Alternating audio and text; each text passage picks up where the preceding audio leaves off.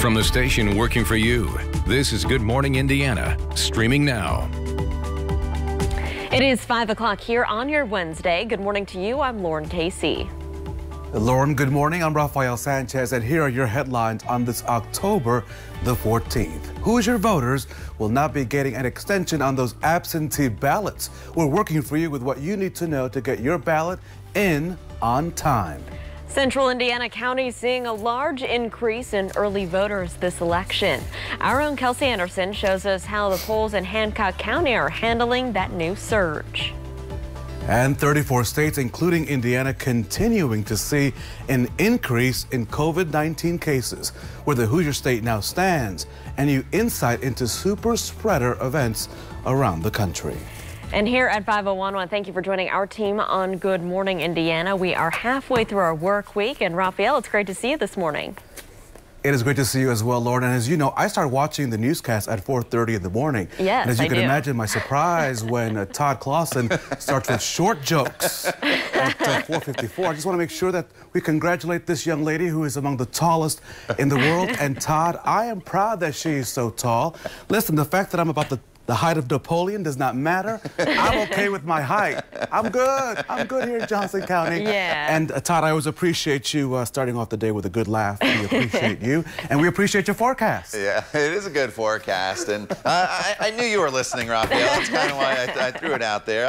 I get a lot of your jokes in my direction, so I had to give one back to you. All right, outside right now, we're dealing with nice, quiet conditions across the area. That's the good news, but it's not going to stay like this throughout the entire day today, because as the day goes on, the one thing you're really going to notice is the wind. It's going to start to pick up, but it's pretty calm right now. Temperatures are in the 40s and 50s. 50 in Indy, 42 is the current temperature right now in Lafayette. So if you're heading out this morning, no issues whatsoever. There are some high thin cloud cover trying to sneak in here, but that is just about it. All this rain that you see here, that's going to hold off until tomorrow. So most of the day is going to be a dry day. It's going to be a warm day for us, but the one thing you will notice is that wind will really start to pick up, especially this afternoon into the evening hours, but it's a southerly wind. That's the good news. It takes our temperatures all the way up into the mid-70s later on today, putting us above normal. Big changes start tomorrow, though, in this forecast. More on that coming up in just a few minutes. Lauren. All right, Todd, thanks. Let's take a look at traffic right now. Taking you up to the north side of town. No problems here on I-465, a view near Westfield Boulevard. So if you're traveling in northern parts of Marion County this morning, or even in Hamilton County, and you're using I-465 to get around, should be smooth sailing. Of course, we'll continue to keep you updated on any problems or delays or any trouble spots you need to avoid. Rafael? Lauren, this morning, important information for all of us who vote here in Indiana. A federal appeals court has shut down an extension for absentee ballots. A judge proposed extending that deadline 10 days because of slow mail delivery and, of course, because of the pandemic. Ballots would be accepted as long as they had a November 3rd postmark. Instead, ballots must arrive by noon on Election Day as originally planned. Common Cause Indiana says about 1,500 ballots in Marion County and 400 in Hamilton County were rejected in the primary elections because they did not arrive by the noon deadline. Well, early voting has been happening all across the state for a week now, and WRTV's own Kelsey Anderson is joining us live this morning with where the state stands so far. Good morning, Kelsey. Hey, good morning. So first of all, I just want to let you guys know that I did vote here in Hancock County earlier this week, and the whole process took about 40 minutes. There was plenty of social distancing, and then the poll workers were cleaning off the pins and cleaning off the booths after each person went through. So it was a very clean, safe, and kind of quick process, but long lines are still a reality for voters, even at these early voting sites. But overall, county clerks are reporting it's been a successful first week. Hancock County Clerk Lisa Lofgreen tells me they've had about 2% of registered Hancock County voters come out so far, and they're excited to get more polling locations up and running next week. So once we open the other 4, that will help lines, I think, move a little more quickly. It's good to have just the one center open for the first 2 weeks, because then we can, find out different questions that we can inform our other inspectors and judges at the other centers to expect to come up, and just make sure that everything's running smoothly. And of course, you're going to want to make sure you have your mask and your photo ID and that you're prepared to stand in line. So for most counties, more and more polling places will continue to open up the closer we move to the election. So on Monday, we're expecting to have more locations open up across the state. So as of yesterday, though, we do know that over 400,000 people have voted so far here in Indiana, which is more than we saw in that same time frame in the 2016 election. Reporting live, Kelsey Anderson, WRTV. Kelsey, thank you. And as early voting continues, one group is working to design different voting sites to make casting your ballot safer during this pandemic. The firm Street Plans received a grant this summer to help cities cope better with social distancing and capacity restrictions at the polls. The ideas cover all types of polling locations and how to properly do drive-up, curbside, outdoor, and indoor voting. You can make use of streets and public spaces to alleviate some of those issues, and of course add some comfort elements like tents or seats, sanitation stations periodically throughout the queue. Well, the group says it's been a challenge for election officials to be able to adjust quickly to these COVID spikes. So to help, they offer their designs for free online and consulting to those cities. Raphael. The COVID-19 numbers are going in the wrong direction in our state. For the 7th straight day in a row, Indiana has now reported more than 1,300 new cases of the coronavirus. The State Department of Health confirmed 1,569 cases on Tuesday. Now that brings the state's total to more than 138,000 cases. Indiana's death toll is also rising. 27 new deaths were reported Tuesday, which is the highest number we've seen over the past week. Nearly 3,600 total deaths have now been confirmed since the pandemic began. And to put this now into its perspective, the age group with the highest percentage of positive cases in the state are those in the age between 20 and 29 years old. They make up more than 20% of the positive cases. And Raphael, to go along with that, health experts say that looking at the ages of those infected can help them predict new hotspots. IUPUI's Fairbanks School of Public Health has been working with the state to collect data and analyze the spread of COVID-19. According to researchers, 40% of people infected with COVID-19 had no signs or symptoms. Those who are asymptomatic are often young and otherwise healthy, and they may not be following social distancing guidelines. These spikes, there's nothing magical about this. I could predict this, in my sleep, if you will. When we get people together, less than 6 feet apart, not wearing face masks, and spending prolonged periods of time together, we're going to see cases. This is still an active pandemic. Hotspot counties are defined as those that had more than 100 cases in the previous 7 days and have seen increases in cases in the previous 3 to 7 days. Well, another major COVID-19 trial, Raphael, has been put on hold. And Lauren, the news comes as hospitalizations across the country are on the rise in all but 7 states. ABC's Mona Kozar-Abdi has the latest. This morning, the fight against COVID facing a new setback as another major drug trial is put on hold. Pharmaceutical giant Eli Lilly pausing phase 3 of its testing on its antibody cocktail, citing undisclosed safety concerns. This marks the second trial to be postponed in as many days. On Monday, Johnson & Johnson paused its phase 3 vaccine trial because of an unexplained illness. The very fact that the trial has been paused and the data are being reviewed is a very good thing. It shows you that the system that we have in place to monitor the safety of the vaccines and the rigorous conduct of the trial is in place and it's working. It comes as 34 states report new increases in cases. Connecticut now seeing its highest level of infection since June. Officials in Michigan now warning the state may be seeing a second wave. And hospitals in Oklahoma on the brink. Doctors say every ICU bed in Oklahoma City is taken. The state's mask mandate has been extended through December, while in Wisconsin, we're seeing somewhat of a perfect storm. More than 3,000 new cases and a record number of deaths reported Tuesday. Doctors warning everyone to keep their guard up. We see this cycle where cases go down a bit and then people get complacent, institutions get complacent, and then cases rise back up as there's a loosening. We shouldn't be cavalier. Across the country, cities are seeing new clusters linked to so-called super spreader events. We have not seen an event like this before at any time throughout this pandemic. Near New York City, at least 37 people were infected and hundreds are now in quarantine after a Sweet 16 party. Meanwhile, health officials say new outbreaks in offices around Boston could be linked to carpooling. Mona Kosar-Abdi, ABC News, New York. Here at home, Carmel firefighters will have a new home around this time next year. The city is building the department a new headquarters. It will also include a museum, administrative offices, and community event spaces. Now, that building is located on Veterans Way. That's near Range Line Road and Main Streets, which is the same site as the first Carmel fire station.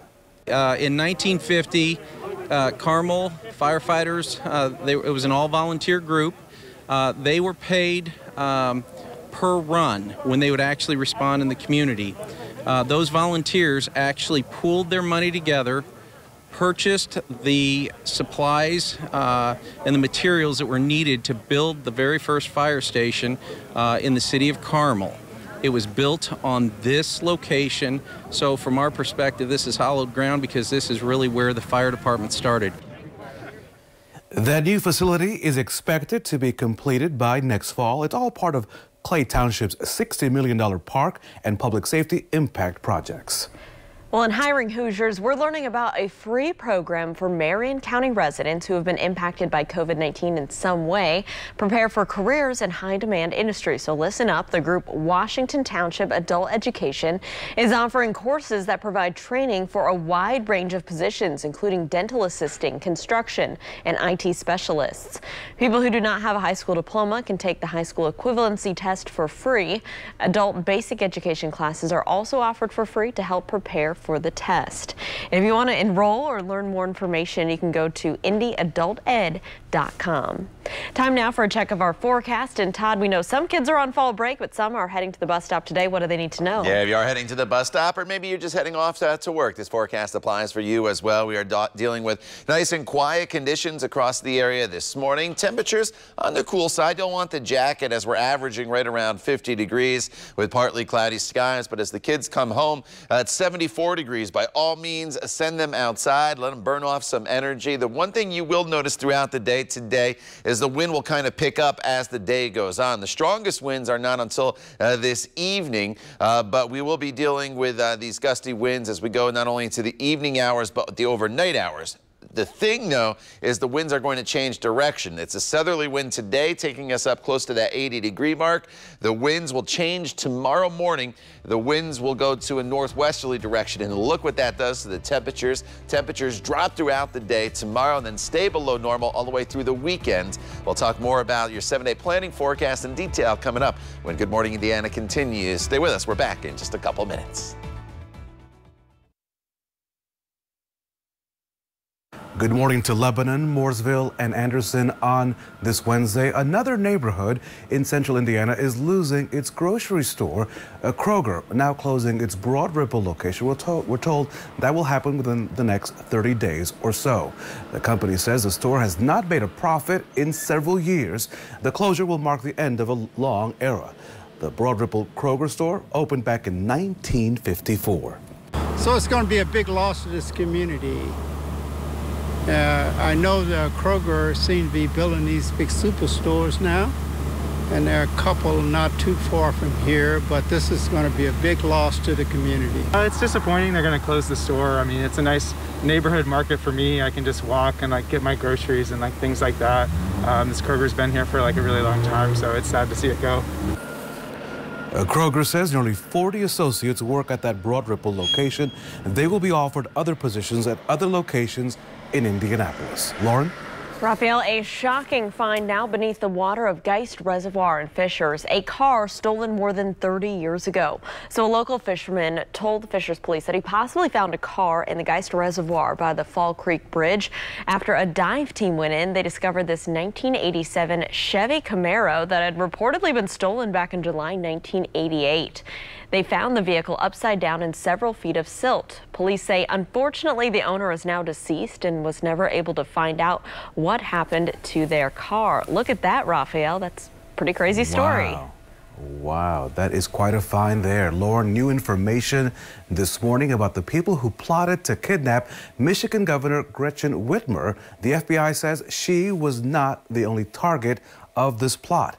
An FBI agent telling the court that the plot suspects also looked at kidnapping Virginia Governor Ralph Northam, who also happens to be a Democrat. 13 people were charged in this alleged domestic terror plan to overthrow several state governments that they believed were violating the U.S. Constitution.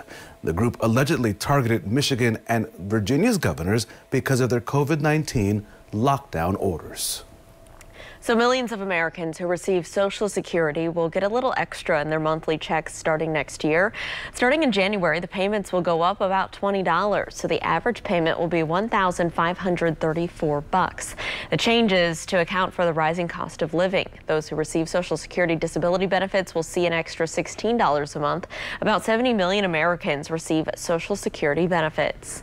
The time right now is 5:18. It's Wednesday, so what can we expect as we head out the door? For that, let's go over to Todd Clausen. You know, it's pretty quiet here this morning. That is the good news, Lauren, as we kick off this Wednesday and get your hump day going across the area as the skies are partly cloudy. The wind's not too much of an issue right now, but as we go forward throughout the day, you're going to notice the wind really start to pick up. I think that's the biggest take you are going to get from the forecast today. And then this evening, that's when the winds are going to be the strongest, and they could gust up to anywhere to 35, maybe even 40 miles per hour. So prepare yourself for that. Again, anything you want to do outdoors, probably a little better this morning because you won't have to contend with that wind compared to later on this afternoon. With that said, it's still going to be a nice day, and those winds are out of the south, and temperatures are going to be close to 80 degrees. Here's the view from IMS looking back towards downtown Indianapolis. And temperatures this morning, what you would expect here in the middle of October. Now we're in the 40s and 50s. There's nothing abnormal about this. 43 in Thorntown, 50 in Indy, 48 in Muncie.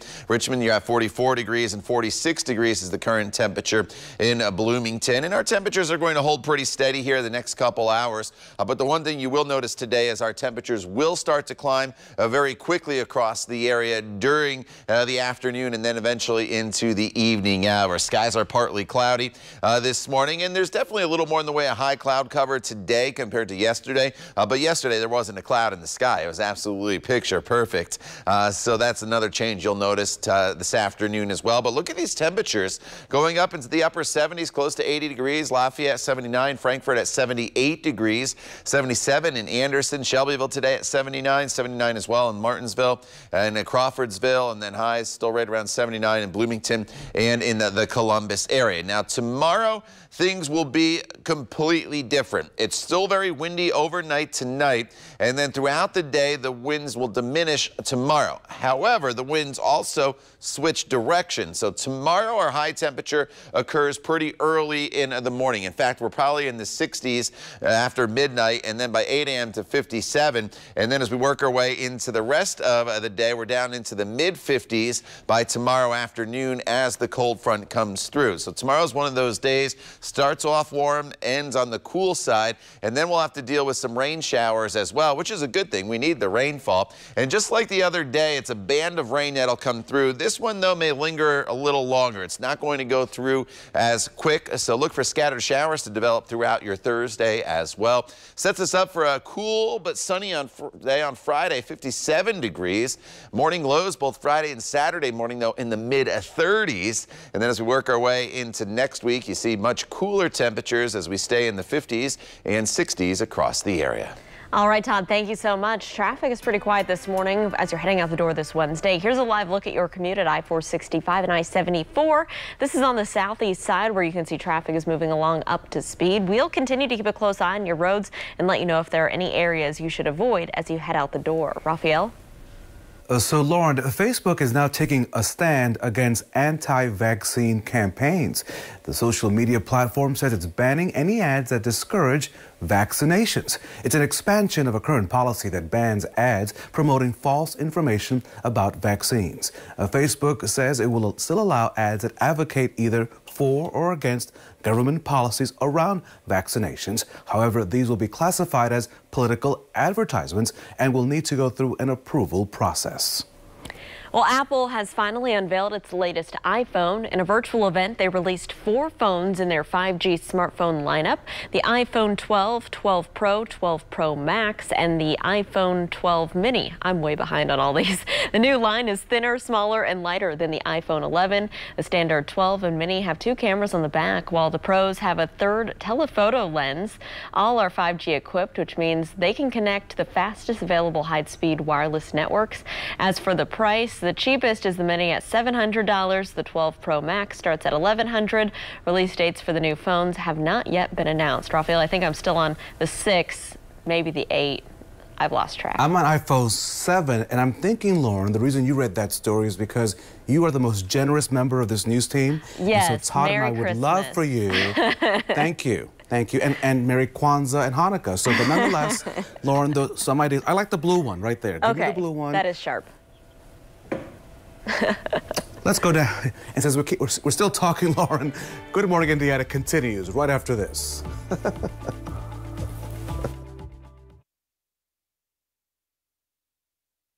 All right, welcome back to Good Morning Indiana. The time now is 5:27. Nice quiet start to our day with cool temperatures, but pretty typical for this time of year in the 40s, so grab the jacket. Skies will be partly cloudy throughout the day today from start to finish. It's a dry day for us. That's the good news. But those funky icons you see there with kind of the hooks, that indicates windy conditions. So throughout the day today, the wind is going to pick up. It becomes very, very gusty this afternoon and into the evening hours, where gusts could be up to 30 to 40 miles per hour. But the good news is it's a southerly wind that takes temperatures all the way into the mid-70s. More on your extended forecast and your news headlines coming up when Good Morning Indiana continues here in just a couple minutes.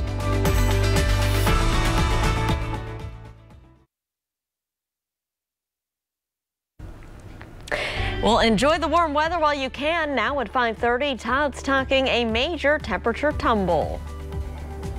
The growing violence continues to be an issue for the city of Indianapolis. This morning, the push for answers as well as solutions. And voters are making their way to the ballot boxes here across the Hoosier State. We're live with any issues voters are seeing at the polls. Good Morning Indiana continues right now. From the station working for you, this is Good Morning Indiana, streaming now.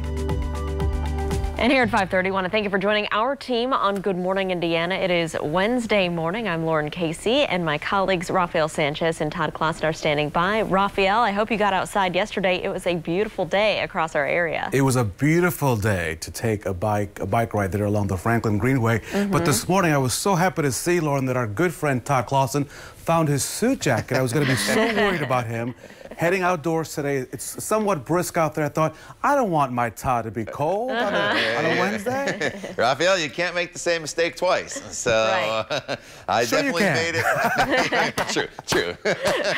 Maybe not twice in 2 days. No, remember the suit jacket here this morning, so we are in good shape. And you need to remember the jacket as you walk out the door this morning. And that's just going to be obviously the common theme here going forward as we push further and further into fall. Sunglasses needed today as well. Temperatures this morning are sitting in the 40s and 50s. 43 in Kokomo, 50 right now in Indianapolis, 45 down in Shelbyville. You'll notice a little more in the way of cloud cover today, so instead of completely sunny like yesterday, we'll call it partly cloudy. This rain, though, that stays off to our west. You don't have to worry about that. So as your day goes on, though, the one thing you're really going to notice is the wind. It's not an issue right now. Winds are calm, but as the day goes on, you are going to notice that wind start to pick up. It becomes very gusty later on this afternoon with temperatures that'll be well above normal today in the mid-70s. So it's a southerly wind. It's a warm wind. That all changes tomorrow. We'll talk more about that change coming up for you in just a few minutes, Lauren. All right, Todd, thanks. Let's take a live look right now out towards Hendricks County at I-70. This is State Road 267, where we have ongoing construction.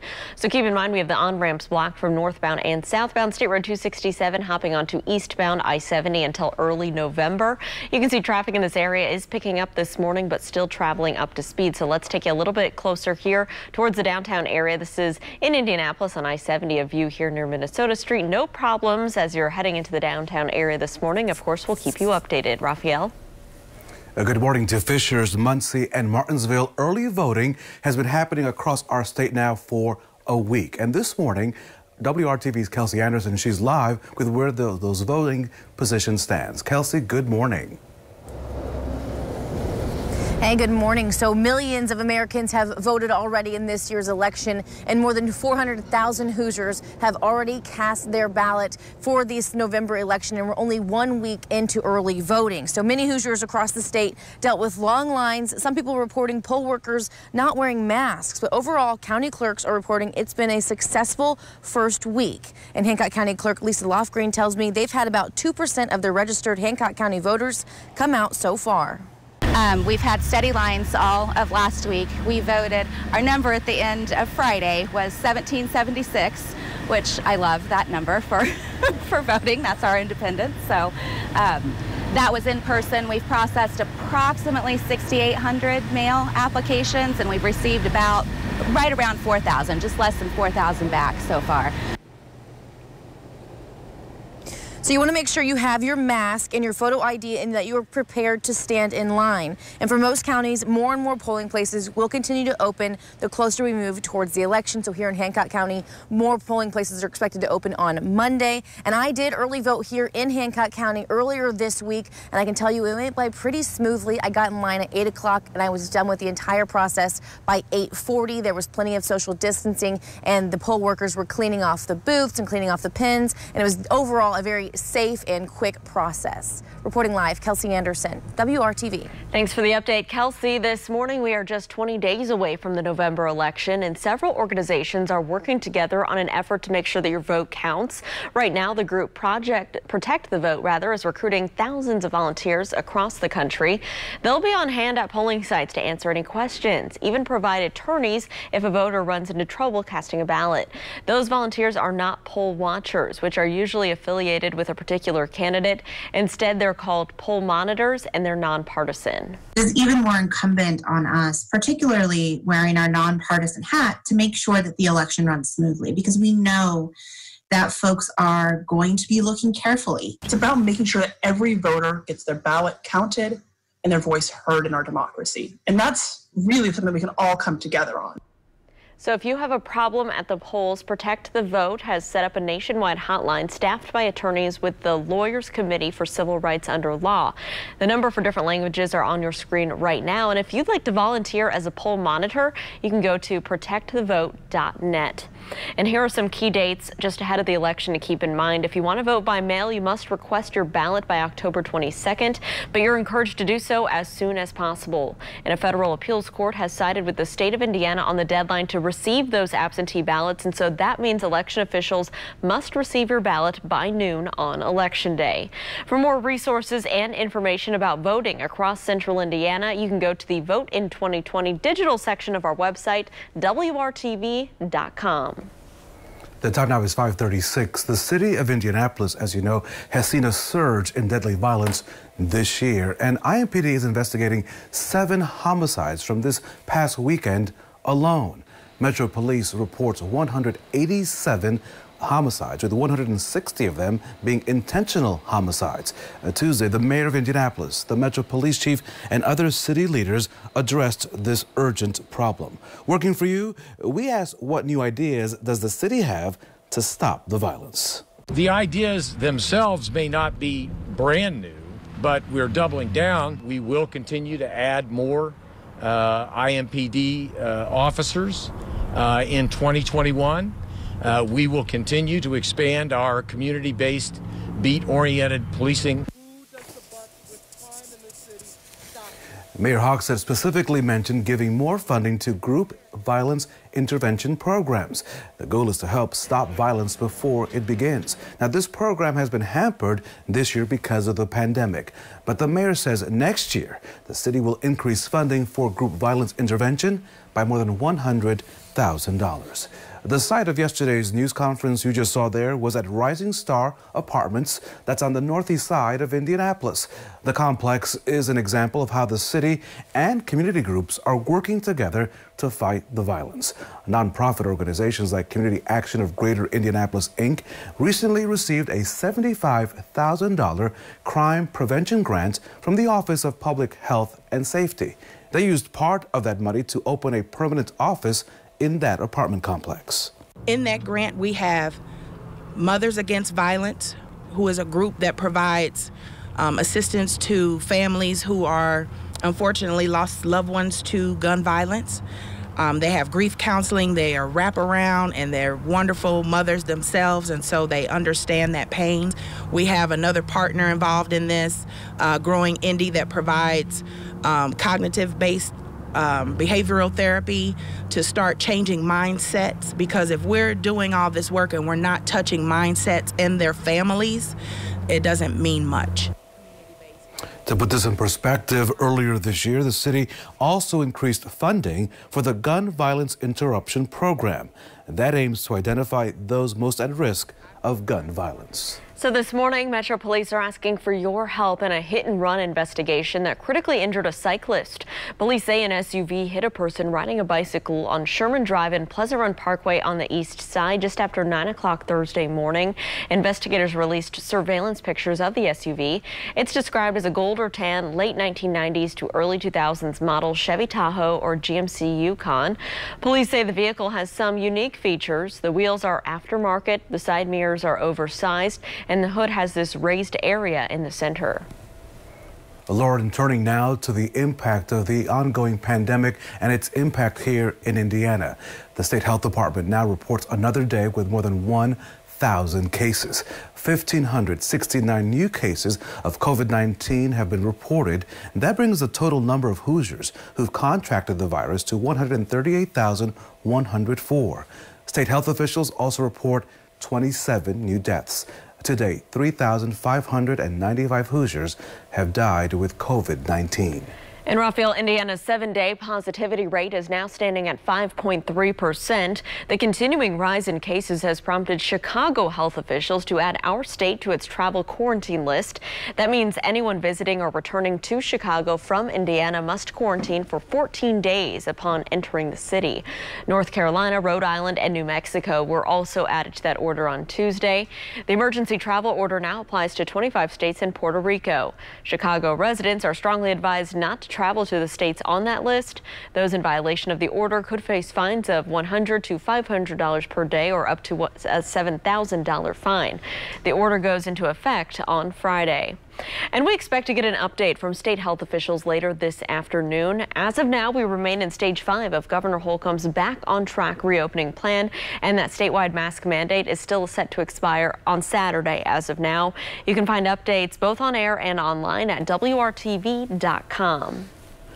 So researchers putting the brakes on another clinical trial for a potential coronavirus treatment. On Tuesday, Indiana-based pharmaceutical giant Eli Lilly and Company said it's pausing its ongoing trial for safety reasons. In a statement, Lilly says the move was recommended by independent monitors. Now, this announcement comes just one day after Johnson & Johnson paused its phase 3 vaccine trials. Lilly is testing an antibody treatment similar to the one made by Regeneron that was given to the president a couple of weeks ago. Advanced trials of 2 other potential vaccines made by Moderna and Pfizer are still moving along.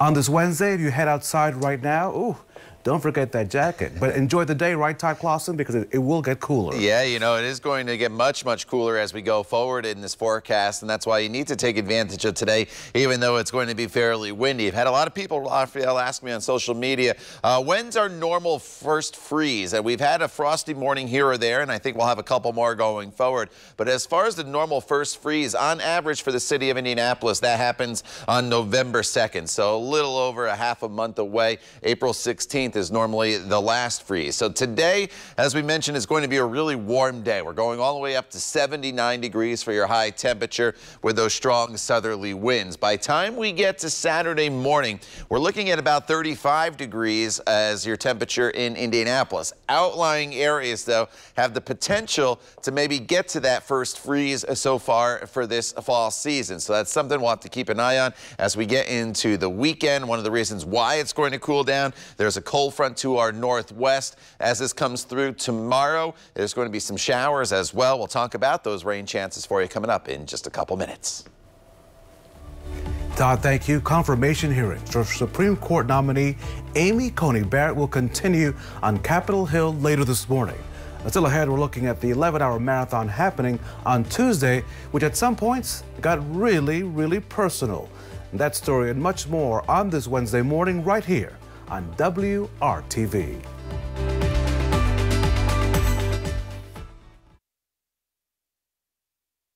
Lauren and I welcome you back to Good Morning Indiana. Judge Amy Coney Barrett faces another day of questioning by members of the Senate Judiciary Committee on Capitol Hill. And as ABC's Elizabeth Schulze reports, Barrett is facing questions on abortion, health care, and the possibility of a disputed election. During a marathon 11-hour hearing, Judge Amy Coney Barrett declining to say how she would rule on hot-button issues like abortion, healthcare, and gay rights. I'm not going to, as Justice Kagan put it, give a thumbs up or thumbs down to any particular precedent. It's precedent of the Supreme Court that gives same-sex couples the right to marry. Democrats, including Vice Presidential candidate Kamala Harris, keeping focus on the Affordable Care Act, which comes before the court the week after the election. Would you consider the 135 million people who gained protections under the Affordable Care Act when deciding a case that challenges that law? I would consider all the protections that Congress put in place. On abortion rights, Barrett calling several cases super precedents, which she believes cannot be challenged. Roe v. Wade was not one of them. Roe is not a super precedent because calls for its overruling have never ceased, but that doesn't mean that Roe should be overruled. It just means that it doesn't fall on the small handful of cases like Marbury versus Madison and Brown versus the board that no one questions anymore. The hearings at times getting personal. Have you seen the George Floyd video? I have. What impact did it have on you? Senator, as you might imagine, given that I have 2 black children, that was very personal for my family. But Judge Barrett repeatedly insisting her personal views won't interfere with the court. With the election now just 20 days away, President Trump has said he's counting on Barrett and the court to look at the ballots. Asked whether she would recuse herself from an election dispute case, Barrett saying this. I would consider it, I certainly hope that all members of the committee have more confidence in my integrity than to think that I would allow myself to be used as a pawn to decide this election. The Senate Judiciary Committee is expected to approve Barrett tomorrow, setting up her likely confirmation by the full Senate before Election Day. Elizabeth Schulze, ABC News, Washington. A federal court has upheld multiple abortion regulations for the state of Indiana. Under this ruling, all abortion clinics must be licensed abortion providers, must report abortions, and have admitting privileges at nearby hospitals. Also, women seeking abortions must have an ultrasound. The informed consent process must be done at least 18 hours before the procedure. And women seeking abortions must wait 18 hours after the informed consent consultation before having the procedure. Several other regulations are still being considered by the court. The latest court ruling is based on a 2018 lawsuit from the Whole Woman's Alliance. Lauren? Raphael, this morning, 3 people are on their way to the International Space Station. NASA astronaut Kate Rubins is heading to the ISS for a second time, along with 2 Russian cosmonauts. The trio took off at 1:45 this morning, blasting off on a Russian rocket out of Kazakhstan. They're set to dock with the space station soon this morning. Their mission is the latest in a chain that spans nearly 20 years of continuous human presence in space. Rubins first went to the International Space Station 4 years ago, becoming the 60th woman to fly into space. Back here at home in central Indiana, Todd, what can people expect as they head out the door today? You know, it's dry once again. No rain in the forecast for the day today. Yesterday, obviously, with hardly a cloud in the sky, we had no rain. That made it 56 days in a row with less than 1/10 of an inch of rain. Today, we'll make that 57. May change tomorrow. And the reason I point this out, and I know I've kept pointing this out the past couple days, is not just so how dry it is, but today we add another element, and that's going to be gusty winds and warm temperatures. And as a result, Benton County now under a red flag warning. The National Weather Service in Indianapolis has issued a special weather statement telling you not to burn anything here throughout the day today because of the high fire danger. So just keep that in mind. That was in some of your plans for the day today. 40s and 50s this morning temperature-wise. What you would expect this time of year. Nothing too abnormal about this. 42 in Greencastle, Thorntown, Lafayette. 48's the current temperature over in Muncie. As the day goes on, we warm pretty quickly this morning. In fact, we'll go from the 40s to right around 60 degrees already by 11 a.m. Throughout the afternoon hours, we'll warm all the way up into the low 70s with skies that'll be mostly sunny. And then high temperatures today anywhere from about 75 to 80 degrees with mostly sunny skies. As far as the wind goes, that is going to start to pick up as the day goes on. There's a strong cold front off to our west that is going to head in our direction, and eventually it's going to start to bring some of this rain into our area during the day tomorrow. So let me walk you through not only how the winds increase throughout the day today, but how the wind direction changes today into tomorrow. Here's your timestamp with your day and the hours up there in the top right-hand portion of your screen. Notice as the day goes on, by this afternoon, it's starting to turn breezy. Winds anywhere from 10 to 20 miles per hour. As we get into the evening hours, this is 5 p.m., starting to get some wind gusts at or above 30 miles per hour in spots. And then it stays very windy throughout the overnight hours. But you notice the arrows, the direction the wind is coming from, that is out of the southwest. So our high temperature tomorrow is going to be shortly after midnight. And then watch what happens as we work our way into your 9 a.m. hour tomorrow. The winds will start to decrease, but the wind direction shifts out of the northwest. That's a much colder wind direction. And look what that does to the temperatures throughout the day tomorrow. We're probably in the mid-60s shortly after midnight still, but by the time you wake up at 6 a.m., 59 degrees. Much of the afternoon is going to be in the mid-50s as that front comes through central Indiana. Scattered showers in the forecast tomorrow. Won't be a pleasant afternoon with the wind and the rain and those falling temperatures. Then Friday, Saturday, and Sunday, it's dry, but much cooler. Lows in the mid-30s with highs in the upper 50s to right around 60 degrees. Lauren. All right, Todd, thanks. Let's take a look at traffic as you are heading out on the roads this morning. This is I-70 and Post Road over on the east side. You can see their traffic is picking up both eastbound and westbound this morning. No crashes or delays right now to slow you down over in this area. Of course, we'll continue to keep our eyes on your roads throughout the morning and let you know if there are any crashes you need to avoid. Raphael? So strike up the band. In Texas, you just can't just vote, right? Because everything in Texas is much bigger. Coming up, how school leaders are encouraging students to vote. That story and much more coming up right here on Good Morning Indiana.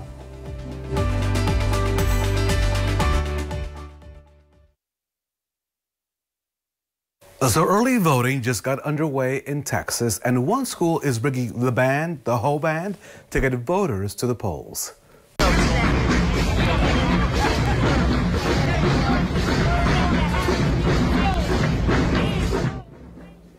Okay, so Texas Southern University kicked off the first day of early voting by holding an official March to the Polls rally. The Office of Student Life hopes the march encourage students and faculty to vote. And so here's an idea.